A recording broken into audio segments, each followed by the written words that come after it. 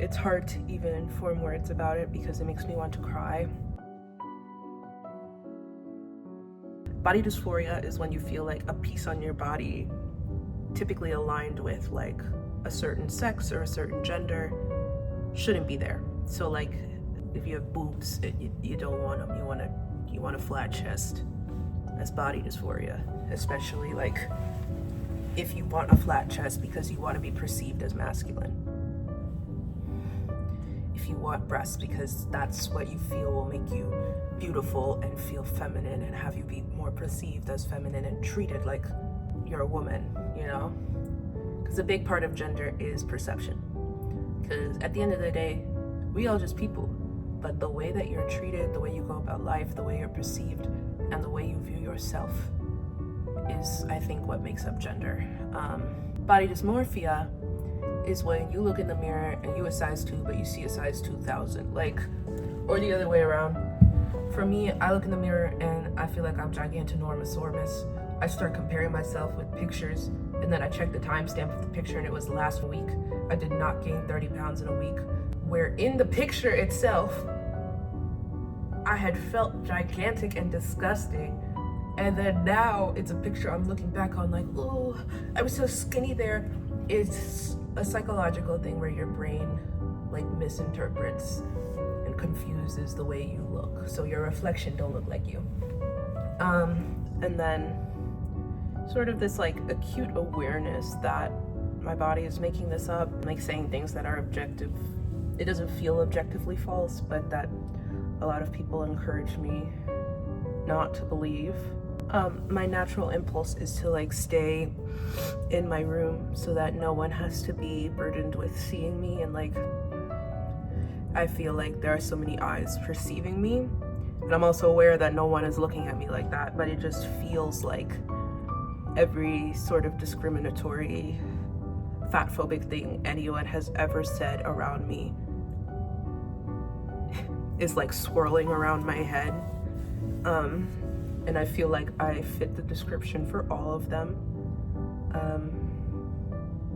I just feel so disgusted by my body in a way that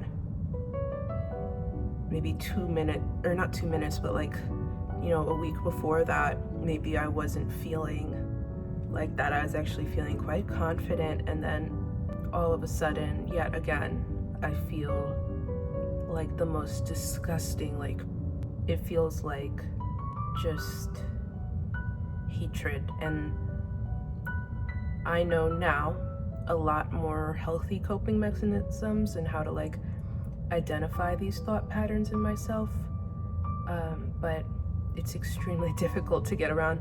And I know everyone wants to blame it on like the rise of Hollywood standards, but I think for me, in my experience, I don't really perceive a lot of that as like things that I should aspire to, because they don't look like me anyway. So I wasn't really worried about that, and it never even really crossed my mind, I think, to judge people on their bodies. But I was raised, my sort of household sort of aspired to thinness and like held it up as the standard, and I got told growing up that I was like so lucky to be thin and small, versus like doctors telling me that I need to work out. And it just sort of warped my self-perception, and also like my perception of reality, of like who is, you know, what does it mean to be overweight. I think now, and only for myself, because like the people who were saying that stuff to me, I thought their bodies were perfect and I loved them, but the way it would be directed at me sort of pierced my heart to make me feel like if I'm not skinny, I will not be loved. And like, that's definitely not what they were going for, but it is the way it made me feel, I think, because they were projecting what they wished they could look like onto me. And people would like touch parts of my body I wasn't comfortable with, like emphasize it. So everything about me, you know, I got people, like family members would point out like my boobs and my butt and like my stomach and my arms, and I was just so hyper criticized that it became really hard. And I think we talk so much about media, but like there's this common theme between like body dysmorphia and eating disorders, which develop from body dysmorphia and / or like trauma, anxiety, OCD. We don't talk about the way that families enable it. You know, we kind of point at this higher up, omnipotent Hollywood being, but in reality, it's more so the way that the people around you who you trust talk about your body. That is it. And, you know, people will get confused by that step because they're like, well, I told you you were beautiful. And it's like, but what did you put after that? What did you use to qualify why I was beautiful? Was it like, you know, was it my hair? Was it my weight? Was it my breasts? Like, people qualify the word beautiful with extremely narrow physical requirements, and then equate the word beautiful with worthy. So when you tell little girls growing up that they're beautiful, you know, and that's the predominant compliment you get, even then when you're told like you're so smart in school or like you're very creative, it's like, and you're beautiful. And people will say, wow, look what pretty eyes you have. Look how beautiful you are. Like, your figure, like, no one's like, I love your sense of style or like your vibrant personality. They're like, I love the way that the flesh gets distributed on your body. So, and in all of these situations where you'll see people with eating disorders reaching out for help, it's not the omnipotent, omniscient eye of Hollywood that tells them to, like, yeah, through like subversive ads and stuff, but it's the dialogue of the people in their houses that is causing them to starve themselves. They'll try and get better, try and finally fucking eat, and people will be like, slow down, like you don't want to. Just all of these hyper-criticizing things is killing us, and it should not take this much effort or this much conscious removal from the environment that I'm supposed to be in love with, feeling love from, in order to care for myself. The warfare starts at home and is executed most thoroughly at home. There are things on the outside of our systems and everything that reinforce those mechanisms. You know, you watch which girl the boys go for, and you see how people talk online, and that will influence whatever, but the root, the seed of the belief is instilled to you at home.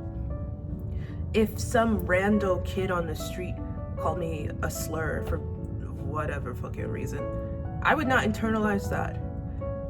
But when that sentiment is expressed by my own family, it leads you to feel like there's something wrong with you. So when you're in this environment where eating less and being thin is being prioritized, it feels as though like whatever you hear out there, those systems that do directly benefit from fat phobia, from female manipulation and control, from the economics of female purchasing power, you know, from the profit they make from unnecessary / optional plastic surgery. The root of the reason and the thing that we have the most power to stop is the way we talk to our children. If you tell your kids they're beautiful, like obviously they're beautiful, maybe even just put to me because I love you. Like, you don't have to be like, you're so beautiful, like please make sure, this is what I would hear, you're so beautiful, please make sure you work out and stay fit just to keep that physique because you're so beautiful. And it's like, why are you advancing your compliment into the future with a asterisk of if I gain then the compliment will no longer apply? It's like a really messed up form of psychological manipulation. So what do I do when I feel like this? My thing was that I couldn't identify when I was doing that. So you need to come up with a list of things you do when that mindset creeping up. Take note of like the things that you start doing. If I'm like, it's been over a day, it's going into 2 days now, where I haven't left my room, I haven't left my house, I haven't gone outside, I'm feeling so lethargic, you know, that's a sign that something is going, that I might need to address. And then in the mirror, like, you know, I'll hear that thought in my head. And the thing that helped me separate the thought from me was, what does the woman who I want to be think? Does the woman who I want to be think that I do need to starve myself and hate myself and hurt myself in order to achieve something? Does she believe that for the women around her? Is that her psychology? What is your belief system?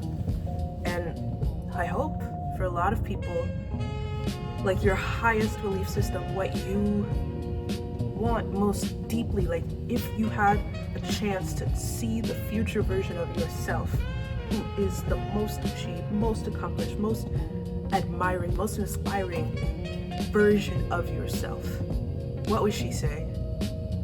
And there is no world in which my ultimate version is telling me to starve myself. There's no world in which my ultimate version looks at me and thinks I'm disgusting. So regardless of what's popping up in my head now, those are caused by a whole variety of other factors. And maybe it is the way that I feel in this moment, but it is not who I want to be. So I know I'm going to address it. Other things, I start like crying, and I feel very frustrated. I feel very lethargic, and I start avoiding working out. Working out is something I genuinely enjoy doing. I can't even like conceptualize that I deserve it. In your conscious mind, you know, like the way that you look is affected by lighting. The way that I look is affected by the clothing I'm wearing. The way that I look is gonna be impacted by the way the mirror is tilted.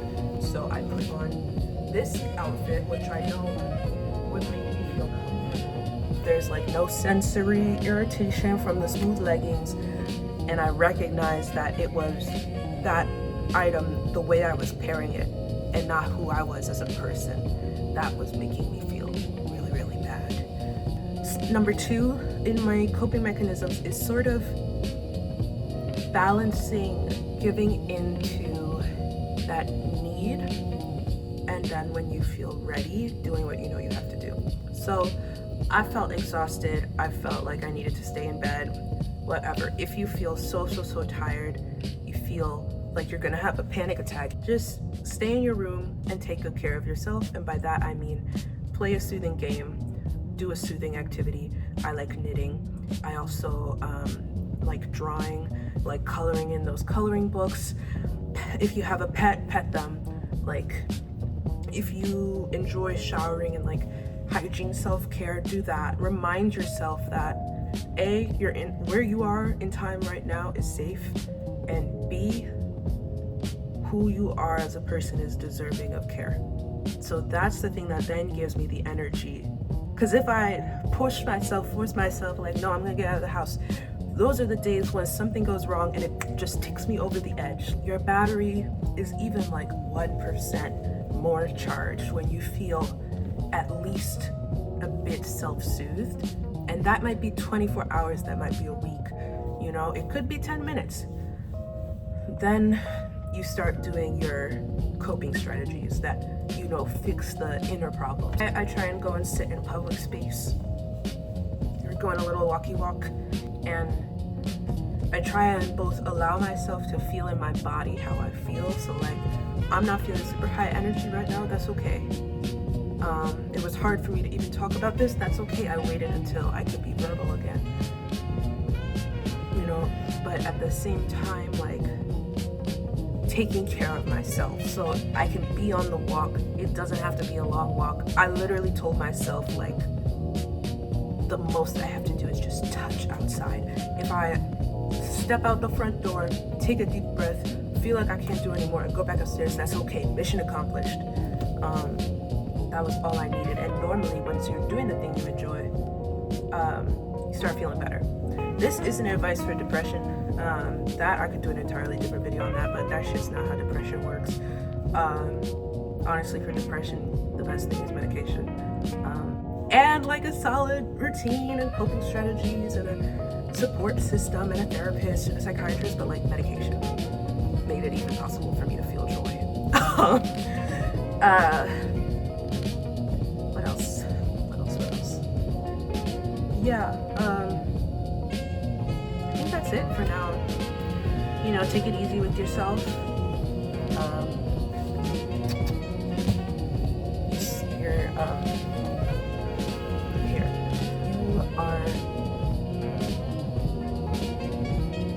You're weightless.